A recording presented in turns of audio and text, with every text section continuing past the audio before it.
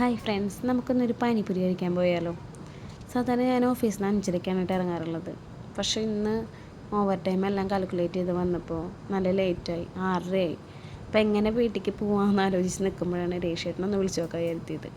അങ്ങനെ രേഷേട്ടനെ വിളിച്ചപ്പോൾ എൻ്റെ ഒരു ഭാഗ്യവശാൽ രേഷേട്ടൻ മുന്നോട്ടുണ്ടായിരുന്നു.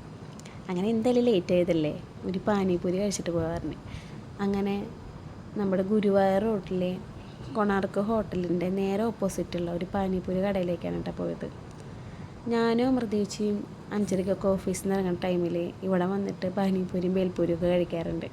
പക്ഷേ രതീഷേട്ടനായിട്ട് ഞാൻ ഫസ്റ്റ് ടൈമാണ് അങ്ങോട്ട് വരുന്നത്. അപ്പോൾ ഞങ്ങൾ ഫസ്റ്റ് പറഞ്ഞത് മസാല പൂരിയാണ്. ഇവിടുത്തെ എൻ്റെ ഏറ്റവും ഫേവറേറ്റ് മസാല പൂരിയാണ്. രതീഷേട്ടൻ എപ്പോഴും പാനിപ്പൂരിയാണ് ട്രൈ ചെയ്യാറ്. അപ്പോൾ ഇപ്രാവശ്യം ഞാൻ ഇതൊന്ന് കഴിച്ചു നോക്കാൻ പറഞ്ഞു.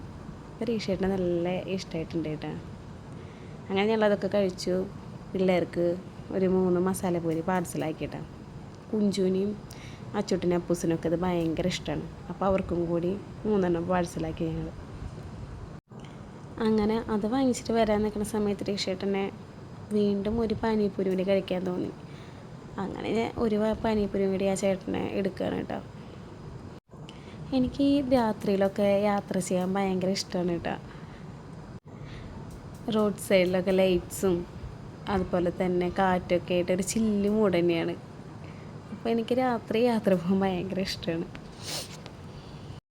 ഇവിടുത്തെ ഏറ്റവും പ്രധാനപ്പെട്ട എന്താണെന്നറിയോ, ഈ ചേട്ടൻ എപ്പോഴും ക്ലീൻ ആക്കിക്കൊണ്ടേയിരിക്കും കേട്ടോ.